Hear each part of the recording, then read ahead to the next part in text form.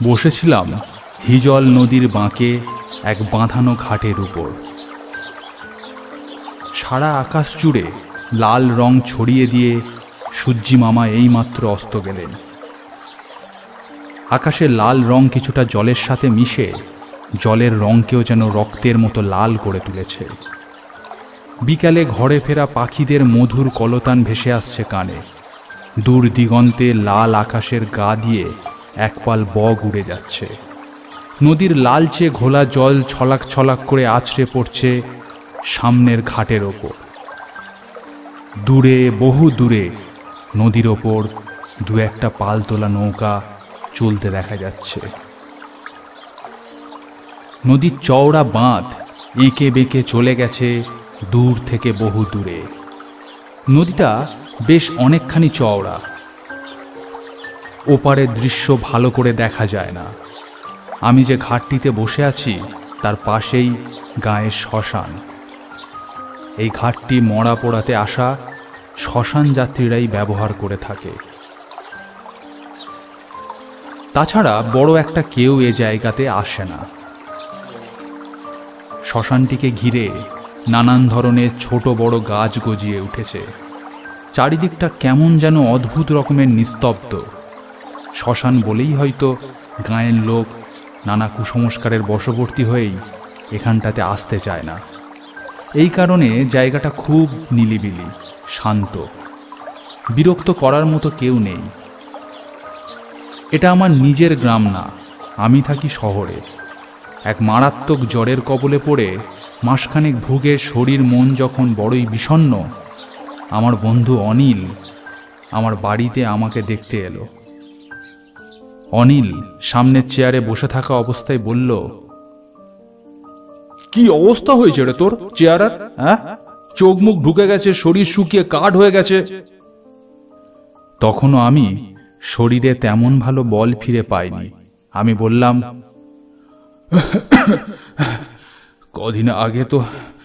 কদিন আগে তো দেখিসনি, একেবারে জমে মানুষের টানাটানি অবস্থা ছিল। শরীরটা একেবারে বিছানার সাথে মিশে গিয়েছিল। অনিল বলল, ডক্টর এখন কি বলেছে? আর ভয়ের কি কোনো কারণ আছে? আমি বললুম, না না, আর ভয়ের বিশেষ কোনো কারণ নেই, তবে শরীর সারাতে বেশ সময় লাগবে বলেছেন। ডাক্তারবাবু বলেছিলেন যদি বাইরে থেকে কয়েকটা দিন ঘুরে আসি তবেই তাড়াতাড়ি শারীরিক এবং মানসিক উন্নতি সম্ভব। অনিল বলল, তা বেশ তো, এই কলকাতা শহর থেকে প্রায় 80 কিলোমিটার দূরে বিনেটোলা গ্রামে আমাদের দেশের বাড়ি। অনেক ছোটবেলায় আমরা সেখানে সপরিবারে বাস করতাম। তারপর আমরা চলে আসি শহরে। আমরা চলে আসার পরও ছোট কাকারা বেশ কিছুদিন সেখানে ছিল। তারপর কর্মসূত্রে তাকেও সেই জায়গা পরিত্যাগ করতে হয়। গ্রামটির পাশ দিয়ে একটা ছোট নদী বয়ে গেছে। নদীর জল একটু ঘোলা হলেও বেশ স্রোত আছে। জায়গাটির জল হাওয়া বেশ ভালো। আর বাড়িটা তো ফাঁকাই পড়ে আছে। তুই আর মাসিমা গিয়ে কটা দিন ঘুরে আয়। আমি বললাম, কিন্তু তোর আমার কথা কেটে অনিল বলল, আর কিন্তু নয়, আমি তোর কোনো কথা শুনছি না। তুই যাচ্ছিস ব্যাস। আমি কাল এক ফাঁকে এসে বাড়ির চাবিখানা দিয়ে যাব। তুই যা, কটা দিন ওখানে কাটিয়ে আয়। আমি বলছি তোর ওখানে ভালো লাগবে। সত্যি অনিলের কথা মিথ্যে নয়। গ্রাম, নদী সব মিলিয়ে জায়গাটি বড় সুন্দর। অনিলের ছোট পাকা বাড়িখানিও বেশ। আর আমার সব থেকে পছন্দের জায়গা হলো এই নদীর তীরের শ্মশান ঘাটটি। দুপুরের মধ্যাহ্নভোজনের পর একটু ঘুমিয়ে উঠে এই নদীর ঘাটে বসে সূর্যাস্ত না দেখলে যেন পুরো দিনটাই অসম্পূর্ণ থেকে যায়। আমি নিজে অনুভব করতে শুরু করেছি। এখানে আসার কয়েকদিন পর থেকেই শরীরে আবার ধীরে ধীরে বল ফিরে পাচ্ছি। ক্রমাগত খেলা করতে থাকা জলের দিকে এক দৃষ্টিতে তাকিয়ে তাকিয়ে এই সব কিছু ভাবছিলাম। হঠাৎ কানে এলো একটা দাঁড় বাইবার শব্দ। সামনের দিকে মুখ তুলে দেখলাম গোধূলির আলো আঁধারিতে একটা নৌকা এগিয়ে আসছে শ্মশান ঘাটের দিকে। তখনও পুরোপুরি সন্ধে হয়নি, আবার বিকেলও একেবারে ফুরিয়ে আসেনি। নৌকাটি খুব বেশি বড় নয়। তার উপর বসে থাকা লোকটিকে দেখে স্থানীয় মাঝি গোছের বলেই মনে হলো। নৌকাটি ঘাটের কাছে এসে দাঁড়ালো। ঘাটের পাশে নৌকা বাঁধার জন্য যে লোহার খুঁটিটা ছিল তাতে নৌকা বাঁধলেন মাঝি। আমি সামনের দিকে তাকিয়ে দেখলাম আকাশে ছড়িয়ে থাকা লালচে আভাটা ধীরে ধীরে মিলিয়ে গিয়ে একটা নীলচে অন্ধকার নামছে আকাশের বুকে। নৌকার উপরে বসে হাসি হাসি মুখ করে মাঝি আমাকে জিজ্ঞেস করলেন, বাবু মশাই, এখানে নতুন বুঝি? আমি মনে মনে ভাবলাম, এ সময় তো বড় একটা কেউ এখানে আসে না। আমি লোকটিকে উদ্দেশ্য করে বললাম, আজ্ঞে হ্যাঁ, আমি এখানে কদিন হলো নতুন এসেছি। লোকটি একটু প্রসন্ন মুখে বলল, তা বেশ বেশ। তা বাবু মশাই, এখানে কি কাজের সূত্রে আসা? আমি বললাম, না, ছুটি কাটাতে এসেছি। লোকটি একটু অবাক হয়ে বলল, এ গ্রীষ্মে ছুটি কাটাতে? তাও আবার এখানে? আমি একটু গম্ভীর স্বরে বললাম, কেন, কেউ ছুটি কাটাতে আসতে পারে না বুঝি এখানে? লোকটি থতমত খেয়ে বলল, না না, এই বড় একটা কেউ আসে না কিনা এখানে, তাই বলছিলাম আর কি। আমি বললাম, আসলে আমার শরীর খারাপ, তাই ডাক্তার বলেছে কোথাও গিয়ে বেরিয়ে আসতে। এই গ্রামেই আমার এক বন্ধুর বাড়ি, তাই এখানে এসে কদিন আছি। লোকটি একটু আশ্বস্ত হয়ে বলল, তা বেশ তা বেশ। তবে বাবু মশাই, আপনার কি অসুখ হয়েছে সেটা জানতে পারি কি?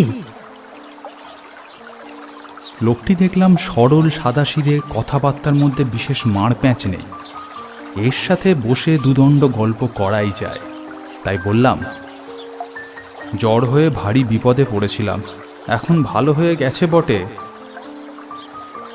তবে শরীর এখনো দুর্বল। লোকটি একটু আফসোসের সুরে বলল, আহা, কি অবস্থা দেখো দেখি। মানুষের জীবনে বিপদ কি আর বলে কয়ে আসে বাবু? প্রত্যেকটা মানুষের জীবনে এমন এক একটা বিপদ হয়। কিছু মানুষ সে বিপদ পার করতে পারে, আর কিছু মানুষ। বলে লোকটি একটা গভীর দীর্ঘ নিঃশ্বাস ছাড়ল। তাহলে বাবু, আজ আমার জীবনের একটা গল্প বলি শুনুন। একবার আমারও এমন ঘোরতর বিপদ হয়েছিল, একেবারে প্রাণ নিয়ে টানাটানি আর কি।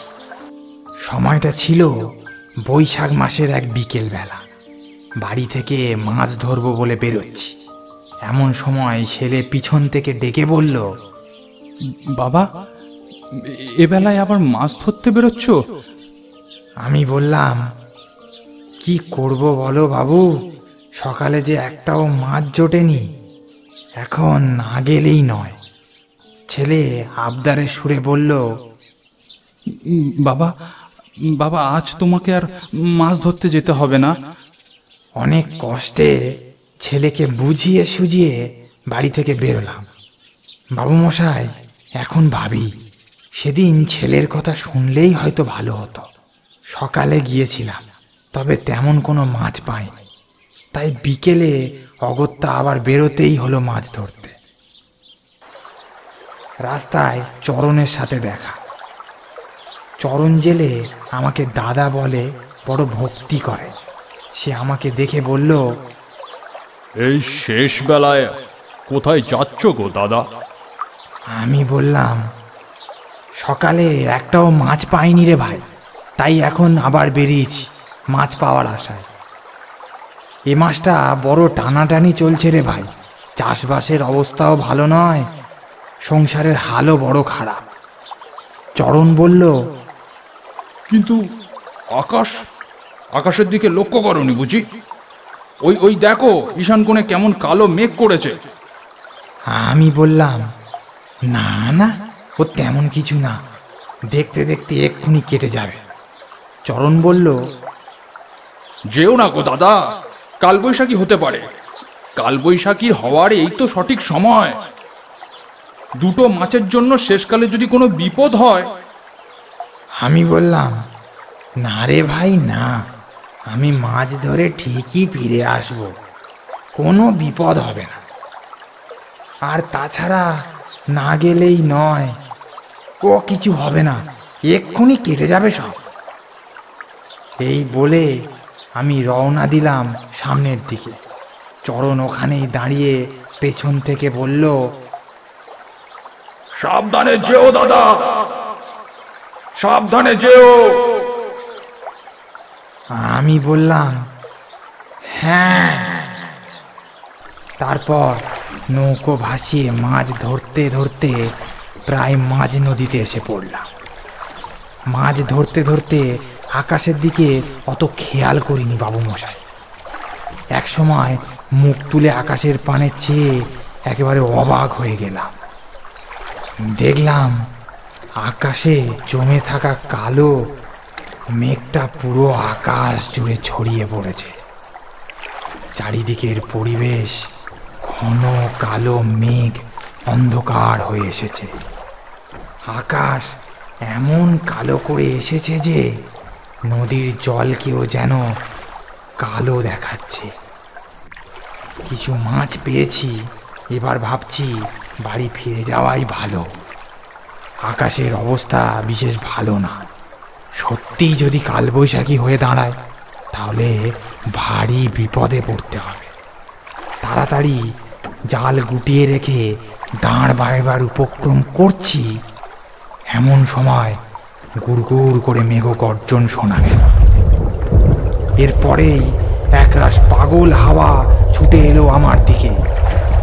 খুব জোরে শব্দ করে দূরে কোনো গাছে বাজ পড়ল। তারপরে শুরু হলো প্রচণ্ড ঝড়, আর তার সাথে যোগদান করলো বৃষ্টি। বাপ রে, এমন প্রলয়ঙ্কর ঝড় আর বৃষ্টি আমি জীবনে দেখিনি বাবু মশাই। কি মারাত্মক সেই ঝড়ের বেগ, তার সামনে দাঁড়িয়ে থাকা প্রায় অসম্ভব। নৌকোটা এবার বুঝি উল্টে যায়।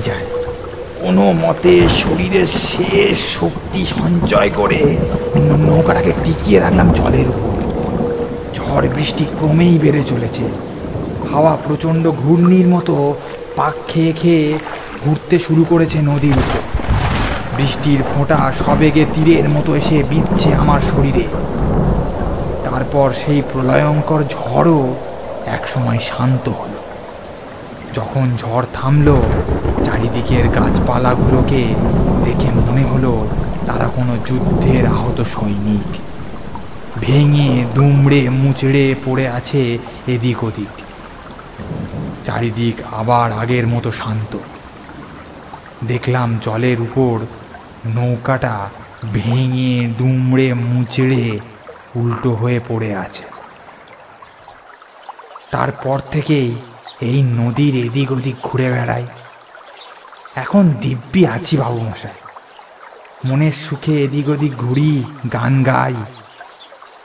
আমি কৌতূহলীভাবে মাঝিকে উদ্দেশ্য করে বললাম, আরে আরে মশাই, তাহলে আপনি যে সেই বিপদ থেকে কি করে রক্ষা পেলেন সেটা তো বললেন না। মাঝি আমার দিকে তাকিয়ে একটা অদ্ভুত ক্ষীণ হাসি হেসে বলল, ওরকম বিপদ থেকে কি আর রক্ষা পাওয়া যায় বাবু মশাই? আমি বিরক্তিভাবে বললাম, তার মানে? মাঝি আবার বলল, তাই আপনাকে বলছিলাম না বাবু মশাই, মানুষের জীবনে কখনো কখনো এমন চরম বিপদ আসে যে আপনাকে কি বলবো, কেউ কেউ সেই বিপদ থেকে রক্ষা পায়, আবার কেউ কেউ সেই বিপদের গভীর অন্ধকারে হারিয়ে যায় চিরদিনের মতো। আমি তার কথার ভাব খানিকটা আন্দাজ করতে পেরে একটু চিন্তিতভাবে একটা ঢোক গিলে বললাম, মানে মানে তুই বলতেটা কি চাও, তাই পরিষ্কার করে বলো তো। লোকটি হঠাৎ একটু ব্যস্ত হয়ে আমাকে বলল, নমস্কার বাবু মশাই, আজ তাহলে আসি। বলে নৌকা সমেত মাঝি আমার চোখের সামনে মিলিয়ে গেল। হ্যাঁ হ্যাঁ, আপনি ঠিক শুনেছেন, একেবারে একেবারে আমার চোখের সামনে মিলিয়ে গেল হাওয়ার সাথে। আমার গলা দিয়ে যেন আর স্বর বেরোলো না, পিঠের শীতদানা দিয়ে একটা হিমশীতল স্রোত বয়ে গেল। আমি যেন নিজের চোখকেই বিশ্বাস করতে পারলাম না। আমি চারিদিক ভয়ে ভয়ে দেখলাম, কেউ কোথাও নেই। শ্মশান ঘাট নিস্তব্ধ ফাঁকা। আমি একা বসে রয়েছি নদীর ঘাটের ওপর। একটানা ঝিঁঝি ডেকে চলেছে। সন্ধ্যের অন্ধকারটা আকাশের বুক থেকে কখন জানি চুপিসারে নেমে এসেছে মাটির ওপর।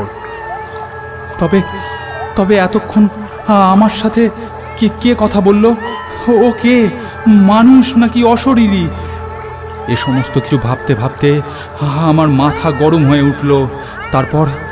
তারপর আমার আর কিচ্ছু মনে নেই।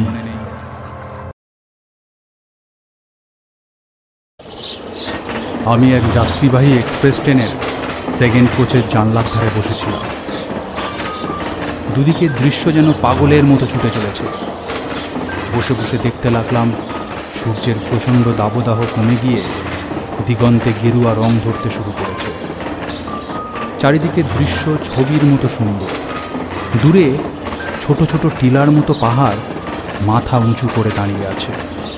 তার চারিদিকে বিস্তৃত ধুধু ফাঁকা জমি, মাঝে মধ্যে একটা আধটা ঝাঁকড়া গাছ নিঃসঙ্গভাবে দাঁড়িয়ে আছে।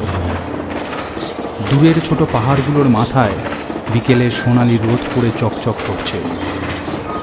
দূরের দৃশ্য পটে আঁকা ছবির মতো সুন্দর। এই ফাঁকে বলে রাখা ভালো, আমি একজন সামান্য রেল অফিসে চাকরি করি। বেতন খুব বেশি না হলেও মা বাবা নিয়ে আমার এই ছোট্ট পরিবারটা তাতে কোনো মতে দিন কাটিয়ে নিতে পারি। মা বাবা গ্রামে থাকে, আমি থাকি রেলের কোয়ার্টারে। এমন করে দিনগুলো কেটে যাচ্ছে। হঠাৎ এক শনিবার সকালে অফিসে এসে দেখি সবাই কানাঘুষো করছে। বড় অফিস থেকে একখানা চিঠি এসেছে। বেগুনকোদর নামে এক স্টেশনে তৎকাল স্টেশন মাস্টারের পদে কাউকে নিযুক্ত করতে হবে। তবে কেউই সেখানে যেতে রাজি হলো না। আমি ব্যাপারখানা ঠিক বুঝলাম না। নিচু পদে স্থানান্তরিত হবে, তার উপর মাইনেও বেশি। তাহলে সবার এত আপত্তির কারণ কি বুঝতে পারলাম না। তারপর জানলাম স্টেশনটা ভুতুরে নামে খ্যাত, তাই দিনের খুব বেশি ট্রেন ওখানে দাঁড়ায় না। এসব কিছু শুনে বড় সাহেবের ঘরে গিয়ে আমি বেগুনকোদর স্টেশনে স্টেশন মাস্টারের পদে নিযুক্ত হতে চাই জানিয়ে এলাম। একথা শুনে অফিসের সবাই আমাকে নিশ্চয়ই পাগল ভেবেছে। ভাবলে ভাবুক, প্রথমত উঁচু পথ, দ্বিতীয়ত মাইনে এখন যা পাই তার চেয়ে অনেক বেশি, তৃতীয়ত রেল স্টেশনটি ভুতুরে হওয়ার কারণে ট্রেন খুব কম দাঁড়ায়, সুতরাং খাটুনিও অনেক কম। আর চতুর্থ সবথেকে বড় কারণ, আমি ভূতে বিশ্বাস করি না। কারণ আমি মনে করি পৃথিবীতে যে বস্তুকে চোখে দেখা যায় না, আদতে পৃথিবীতে তার কোনো অস্তিত্ব নেই।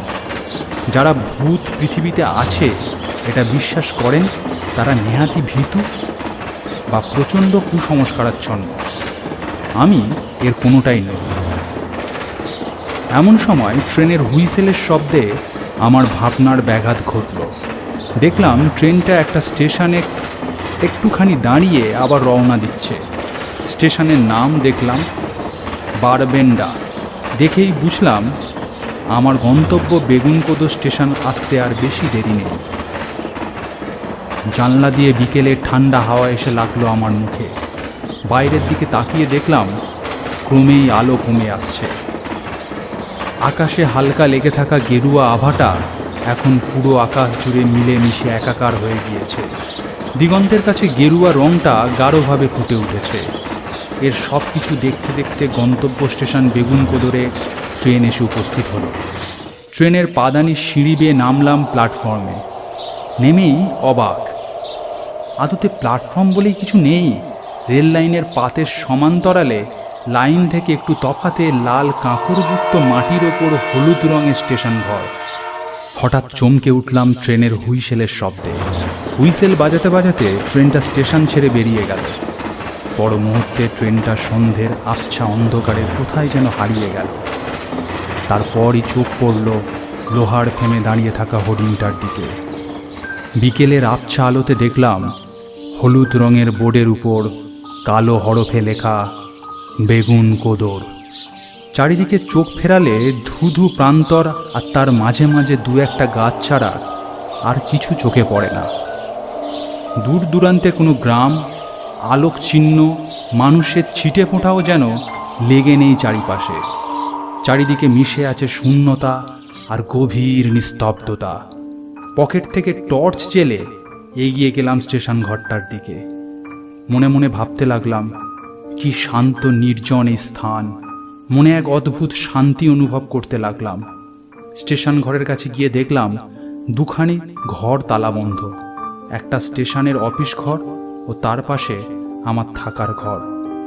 তালা খুলে ঘরে ঢুকে রাতের বন্দোবস্ত সেরে ঘুমিয়ে পড়লাম। এইভাবে নির্বিঘ্নে নির্জনে আনন্দে বেশ কয়েকটা দিন কাটিয়ে দিলাম। নিজের মতো রান্না করি, খাই। এখান থেকে বেশ কিছুটা দূরে একটা সাঁওতালদের গ্রাম আছে। রোববার সেখানে হাট বসে। ওখান থেকেই প্রয়োজনীয় সব কিছু কিনে আনি। সারা দিন রাত মিলিয়ে এখান থেকে অনেক ট্রেনই পাস করে। তাদের মধ্যে কিছু প্যাসেঞ্জার, আবার কিছু মালবাহী ট্রেন। বেশিরভাগ ট্রেনই এই ভুতুরে স্টেশনে থামে না। সকাল থেকে বিকেলের মধ্যে মাত্র 3টি ট্রেনই প্ল্যাটফর্মে থামে। তার মধ্যে প্রথমটি সকাল 6টায়, দ্বিতীয়টি বেলা 12টায় আর তৃতীয়টি বিকেল 5টায়। এই বিকেল 5টার গাড়িতেই কদিন আগে আমি এখানে এসে পৌঁছেছিলাম। অন্ধকার নামার পর থেকেই আর কোনো ট্রেন এই প্ল্যাটফর্মে থামে না। এই স্টেশন সম্বন্ধে লোকের এমন ভৌতিক ধারণা যে দিনের বেলাতেই কেউ এখানে নামতে চায় না। রাতের বেলা কার জন্য ট্রেন এখানে দাঁড়াবে? স্টেশন মাস্টারের পোশাকে প্ল্যাটফর্মে আমাকে দাঁড়িয়ে থাকতে দেখে অনেকের চক্ষু ছানা বড়া হয়ে যায়। আমার দিকে এক করুণাপূর্ণ দৃষ্টিতে তাকিয়ে থাকে তারা। গ্রামের লোকেরা ভুল করেও কেউ এই স্টেশনের আশপাশ দিয়ে যেতে চায় না। আমি কিন্তু এখানে দিব্যি আছি। সারাদিন এদিক ওদিক ঘুরে বেড়াই, অফুরন্ত সময় কাটানোর জন্য বই পড়ি, বিকেলে স্টেশনে বসে মনোমুগ্ধকর সূর্যাস্ত দেখি। রাত্রে খুব একটা বাইরে বেরোই না, ঘরেই থাকি, বই পড়ি, রান্না করি। 11টা বাজলে খাওয়া দাওয়া করে ঘুমিয়ে পড়ি। আবার কখনো কখনো বই পড়তে পড়তে রাত 1টা-2টো বেজে যায়। রাত 2টোয় একটা মালবাহী ট্রেন দ্রুত বেগে ছুটে যায় আমার রেল কোয়ার্টারের সামন দিয়ে। একটা বৃহস্পতিবারের কথা, রাতে খাওয়া শেষ করে বিছানায় বসে বই পড়ছি। হঠাৎ শুনলাম স্টেশনের বাইরে লাল কাঁকড় বেছানো পথের উপরে কে যেন হেঁটে বেড়াচ্ছে। চারিদিকে ঝিঁঝি ডাকছে। পরিবেশ এতই শান্ত যে ঝিঁঝির ডাককে ছাপিয়ে কানে আসছে পায়ের শব্দ। জানলা দিয়ে উঁকি মেরে কাউকে দেখতে না পেয়ে টর্চ হাতে বেরিয়ে এলাম প্ল্যাটফর্মের উপর। চারিদিকে আলো ফেলে দেখলাম কেউ কোথাও নেই। মনে মনে ভাবলাম নিশ্চয়ই শুনতে কিছু ভুল হয়েছে। তারপর আর কিছু হলো না সে রাত্রে। ঠিক এর কয়েকদিন পরে এমনই একই কাণ্ড ঘটল। এবার বাইরে বেরিয়ে দেখলাম দূরে লাইনের কাছে একটা দেহাতি বউ ঘোমটা মাথায় আবছা অন্ধকারের সাথে মিশে দাঁড়িয়ে আছে। আমি টর্চের আলো ফেলে সেদিক পানে এগিয়ে যেতেই মেয়েটি হঠাৎ যেন অন্ধকারের সাথে মিলিয়ে গেল। আমি টর্চ হাতে সেখান থেকে ফিরে আসতে আসতে ভাবলাম, হ্যাঁ, এমন নির্জন স্টেশনে এত রাতে, তার উপর মেয়ে মানুষ, ব্যাপারটা আমার মাথায় ঢুকলো না। কি জানি আমি কি ভুল দেখলাম? তাই হবে হয়তো। না তো দিনের বেলাতেই কেউ এখানে আসে না। এত রাতে মেয়ে মানুষ এখানে আসবেই বা কেমন করে? অন্ধকার রাত্রে আলো আঁধারিতে আমি নিশ্চয়ই ভুল দেখেছি। আরও 2 দিন কেটে গেল, আর এমন কোনো ঘটনা ঘটল না। কিন্তু যতই মনকে বোঝাই যে ওটা চোখের ভুল ছিল, তাছাড়া আর কিছু না, মন যেন পুরোপুরি সে কথা মানতে চায় না। খাওয়া দাওয়া শেষ করে একটা উপন্যাসের শেষের অংশ গভীর মনোযোগ সহকারে পড়ছিলাম। এমন সময় হঠাৎ শুনলাম বাইরে ক্ষীণ স্বরে কে যেন কাঁদছে। ভালো করে কান খাড়া করে শুনলাম, না, শোনাতে কোনো ভুল নেই। সত্যি একটা মেয়ে যেন ফুঁপিয়ে ফুঁপিয়ে কাঁদছে। বিছনা থেকে উঠে টেবিল থেকে বড় টর্চখানা হাতে নিয়ে বেরিয়ে এলাম ঘরের বাইরে। প্ল্যাটফর্মে পা দিতেই দেখলাম চারিদিক যেন চাঁদের আলোয় ভেসে যাচ্ছে। আকাশের দিকে তাকিয়ে দেখলাম আজকালের মধ্যে বোধহয় পূর্ণিমা, গোল থালার মতো চাঁদ উঠেছে আকাশের বুকে। বাইরে বেরোতে হঠাৎই কান্নার শব্দটা যেন থেমে গেল। স্টেশন ঘর থেকে একটু এগিয়ে গিয়ে চারিদিকে টর্চের আলো ফেলে দেখতে লাগলাম। এমন সময় আমার কানে এলো সেই ফুঁপিয়ে ফুঁপিয়ে কান্নার শব্দ। কান্নার শব্দ অনুসরণ করে দেখলাম দূরে একটা দেহাতি মেয়ে মাথায় লম্বা ঘোমটা টেনে লাইনের ওপর দাঁড়িয়ে আছে। চোখ কচলে ভালো করে দেখলাম, কিন্তু আজ তো আর চোখের কোনো ভুল নয়। জ্যোৎস্না মাখা চাঁদের আলোয় পরিষ্কার দেখা যাচ্ছে এক দেহাতি মেয়ে লাইনের ওপর দাঁড়িয়ে আছে, আর সেই দিক থেকেই কান্নার শব্দটা ভেসে আসছে। আমি একটু এগিয়ে গিয়ে বললাম, ওখানে কে? কে ওখানে? উল্টো দিকের নারী মূর্তিটা সেই জায়গায় দাঁড়িয়ে তেমন ভাবেই ফুঁপিয়ে ফুঁপিয়ে কাঁদতে লাগলো। আমি আর একটু এগিয়ে গিয়ে বললাম, কি উত্তর দিচ্ছ না যে? কে তুমি? এত রাতে এখানে কি করছো? আবারও কোনো উত্তর না পেয়ে একটু বিরক্তভাবে এগিয়ে যাচ্ছি মেয়েটার দিকে। এমন সময় পেছন থেকে একটা জোরালো হুইসেলের শব্দ শোনা গেল। পিছনের দিকে ঘাড় ফিরিয়ে দেখি একটা রেলের ইঞ্জিনের হলদে আলো এসে পড়েছে আমার দেহের উপর। খুব বেশি হলে ট্রেনটা আমার থেকে 20-25 হাত দূরে। কখন যেন অজান্তে ট্রেনটা চুপিসারে ছুটে এসেছে আমার এতটা কাছে। আমি এক মুহূর্ত সময় নষ্ট না করে মেয়েটিকে বাঁচানোর জন্য রুদ্ধশ্বাসে দৌড় লাগালাম। আমি চিৎকার করে বলতে লাগলাম, লাইন থেকে সরে দাঁড়ান, ট্রেন আসছে! সরে দাঁড়ান লাইন থেকে, ট্রেন ট্রেন! মেয়েটি অনড় অবস্থায় এক জায়গায় দাঁড়িয়ে রইল। কয়েক মুহূর্তের মধ্যে নারী মূর্তিটার কাছে পৌঁছে 2 হাত দিয়ে ঠেলে লাইন থেকে তাকে সরিয়ে দিতে গেলেই হঠাৎ নারী মূর্তিটা হাওয়ার সাথে মিলিয়ে গেল। একেবারে আমার চোখের সামনে থেকে হাওয়ার সাথে মিলিয়ে গেল। আমি নিজের চোখকে যেন বিশ্বাস করতে পারলাম না। অবাক বিস্ময়ে সেইখানে হতবম্বের মতো দাঁড়িয়ে রইলাম। বড় মুহূর্তে বিদ্যুৎ চমকের মতো সমস্ত ঘটনাটা আমার কাছে পরিষ্কার হয়ে গেল। পেছনে ফিরে দেখি ইঞ্জিন সমেত ট্রেনটা ছুটে এসেছে একেবারে আমার কাছে। আর মাত্র হাত 5 দূরত্ব। জীবনের শেষ শক্তি সঞ্চয় করে দিলাম লাফ। লাইনের বাইরে উঠে এসে পড়লো আমার দেহটা। মাথাটা একটা পাথরের সাথে ঠুকে মাথায় প্রচণ্ড যন্ত্রণা অনুভব করলাম। তারপরই অনুভব করলাম ধীরে ধীরে আমি অবচেতনের মধ্যে হারিয়ে যাচ্ছি। চেতনা থাকা থেকে হারিয়ে যাওয়ার মধ্যে কয়েকটা স্মৃতি আবছাভাবে মনে পড়ে। ইঞ্জিনটা বিকট শব্দ করে চলে যাওয়ার পর শুরু হলো এক গা হিম করা পৈশাচিক হাসি। তারপর আমার আর কিচ্ছু মনে নেই। এখন আমি বসে আছি সদর যাবার ফিরতি ট্রেনে। 1 সপ্তাহ পুরুলিয়ার সদর হাসপাতালে ভর্তি ছিলাম। মাথায় আঘাত, কোমরে চোট, আরও 2-1 জায়গায় কেটে গিয়েছিল। এখন আমি অনেকটাই সুস্থ বোধ করছি। পরে শুনেছিলাম সকালে আমাকে লাইনের পাশে অবচেতন অবস্থায় পড়ে থাকতে দেখে এক গ্রামবাসী গ্রামে খবর দেয়। তারাই হাসপাতালে ভর্তি করে। পরে খবর নিয়ে এও জানতে পারি আমার আগে আরও 3 জন স্টেশন মাস্টার লাইনের ওই জায়গায় কাটা পড়ে মারা যায়। এখন আমার চিন্তার আমূল পরিবর্তন হয়েছে। চোখে দেখা না গেলেও পৃথিবীতে এমন অনেক কিছু আছে যা নিজের অস্তিত্বের প্রমাণ রেখে যায় কোনো না কোনোভাবে। আমাদের মুখুজ্জে বাড়ির লক্ষ্মী পূজা বহুদিনের পুরাতন এবং এ বাড়ির মা লক্ষ্মী খুবই জাগ্রত। এই পূজাটা আমাদের দেশের বাড়িতে হয়। আমাদের দেশের বাড়ি শীতলপাটি নামে এক গ্রামে। আমরা সারা বছর শহরে থাকলেও এই লক্ষ্মী পূজা থেকে কালী পূজা পর্যন্ত সময়টা এখানে কাটিয়ে যায়। এই কটা দিন কখন যে হৈ হৈ করতে করতে কেটে যায় আমরা বুঝতেও পারি না। শহরে তো ঋতুর প্রকারভেদ বলে আর কিচ্ছু নেই। 6টা ঋতু থেকে এখন শুধুমাত্র 3টি ঋতুতে এসে দাঁড়িয়েছে, গ্রীষ্ম, বর্ষা, শীত। কিন্তু এই শীতলপাটি গ্রামটি যেন এখনো রয়ে গেছে আজ থেকে 25-30 বছর আগের অবস্থাতে।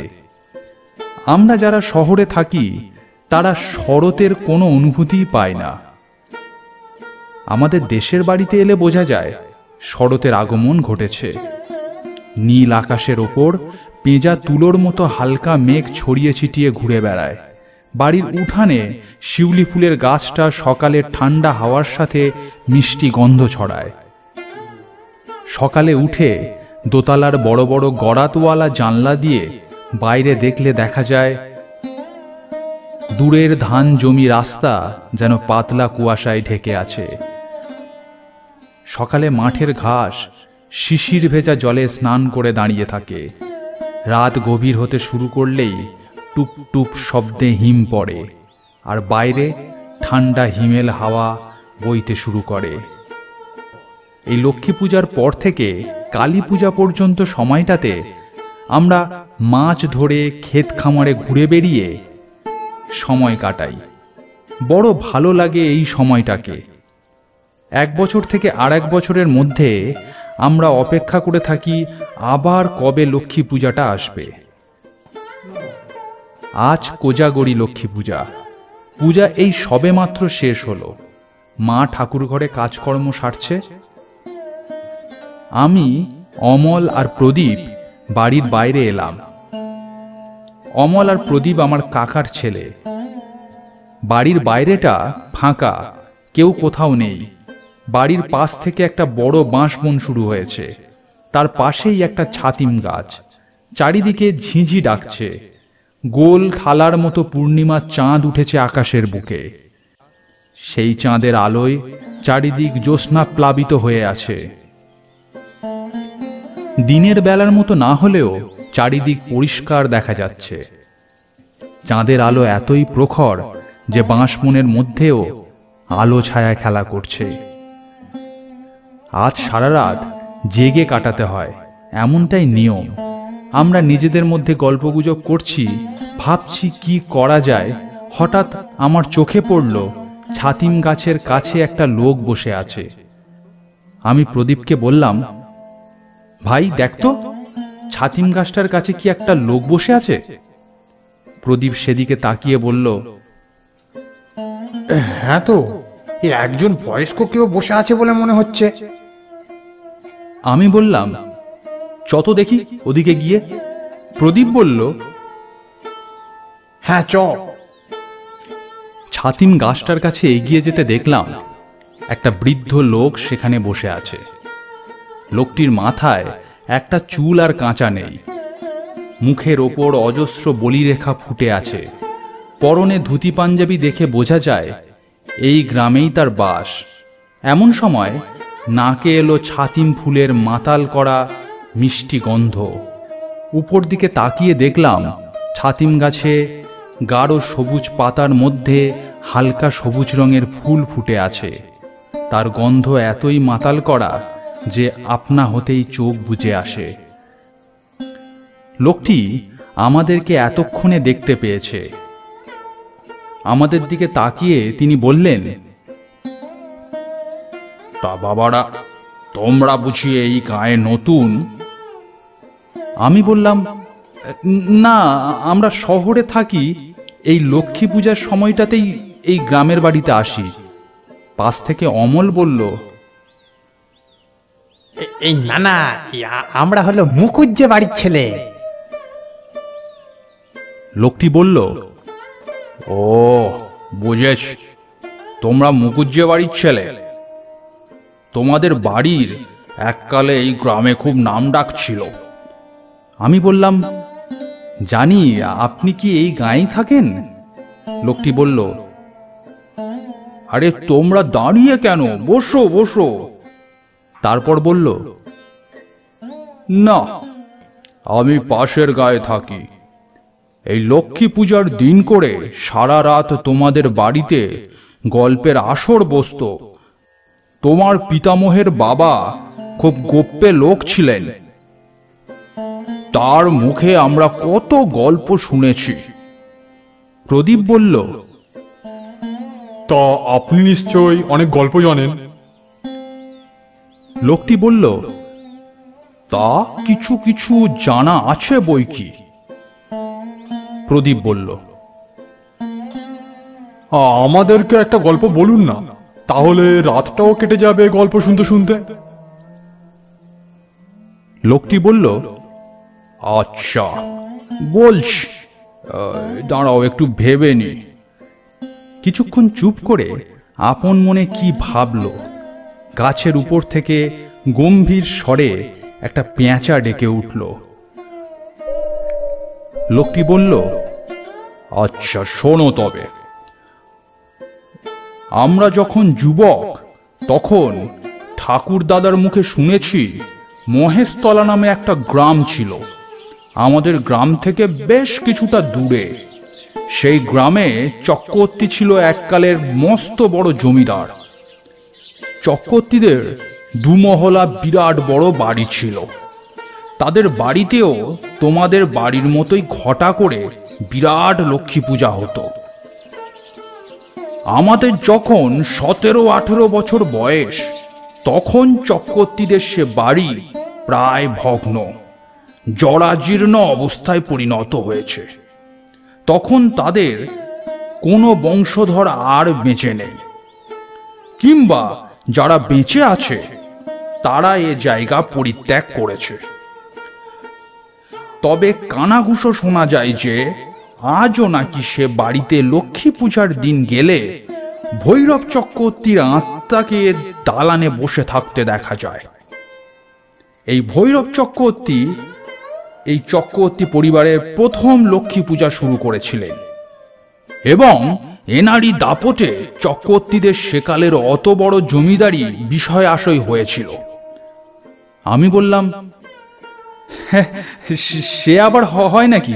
হ্যাঁ, ভূত, ধুর, তুমি যে কি বলো না।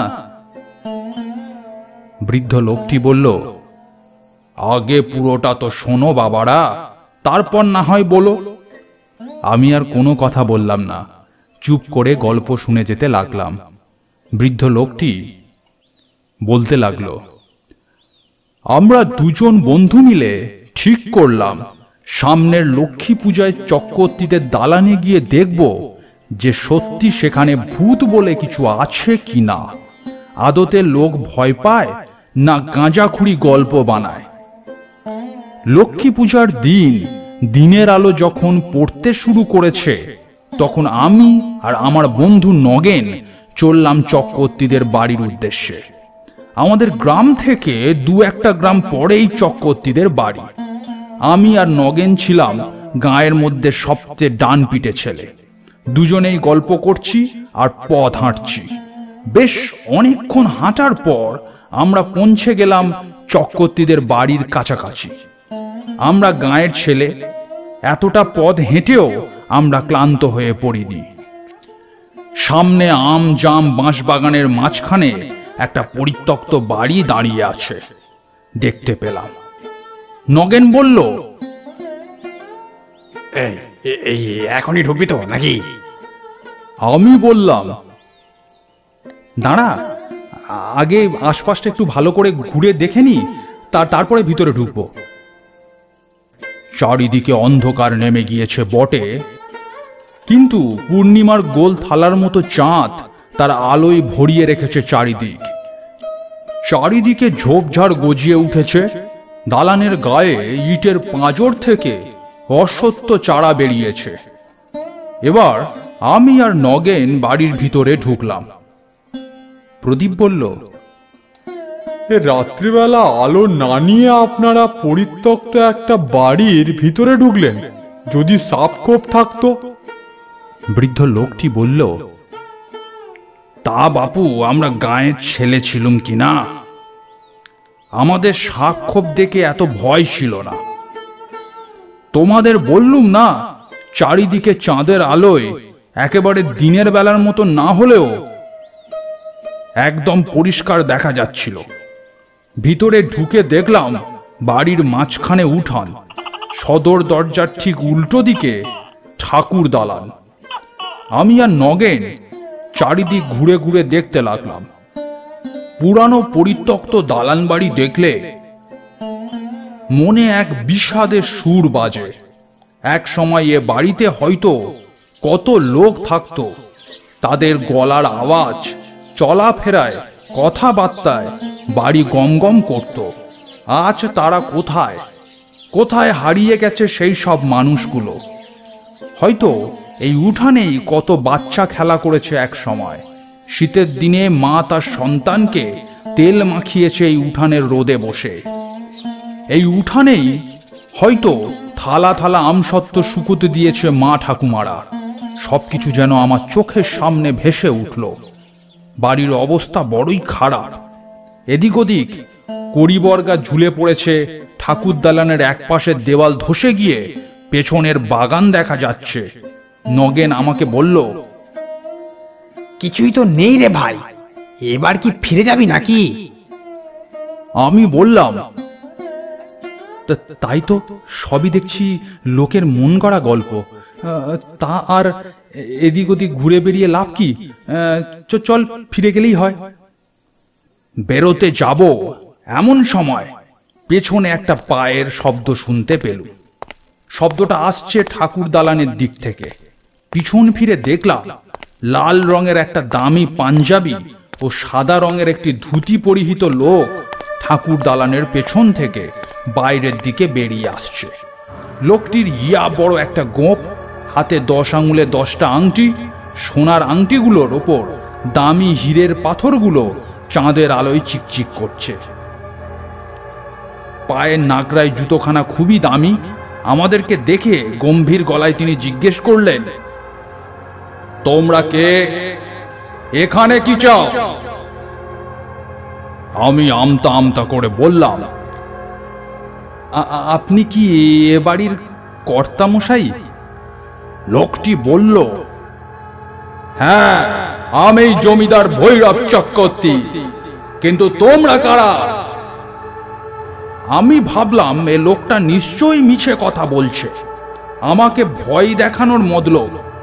আমি বললাম, আমরা পাশের গ্রামে থাকি, কিন্তু আপনি আমাদের ভয় দেখাতে পারবেন না। আপনি ভৈরব চক্রবর্তী, তার কোনো প্রমাণ আছে কি? আপনি বললেন আর আমরা বিশ্বাস করে নেব, এতটাই কি সহজ? লোকটি গম্ভীর স্বরে বললেন, আমি ভৈরব চক্রবর্তী, এ কথা তোমাদের বিশ্বাস হচ্ছে না, তাই তো? প্রমাণ চাও, তাই না? বলে এক অট্ট হাসিতে ফেটে পড়লে। সেই হাসি শুনলে শরীরের রক্ত হিম হয়ে যায়। তিনি হাসতে হাসতে বললেন,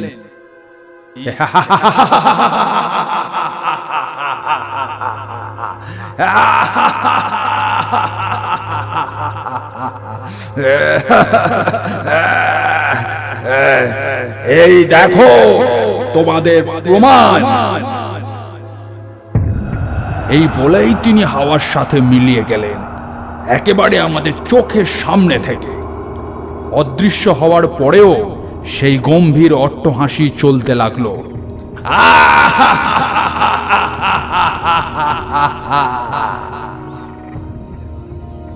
সেই হাসি বাড়ির প্রত্যেকটা ফাঁকা অংশে গুঞ্জরিত হতে লাগলো। এ দৃশ্য দেখে আমরা দুজন ভয় পেয়ে সেখান থেকে পড়ি কি মরি করে প্রাণ নিয়ে পালিয়ে গেলাম। গল্প শেষ হলে আমি বললাম, দূর, চোখের সামনে থেকে আবার কেউ অদৃশ্য হয়ে যেতে পারে নাকি? আপনি নিশ্চয়ই চোখে ভুল দেখেছেন।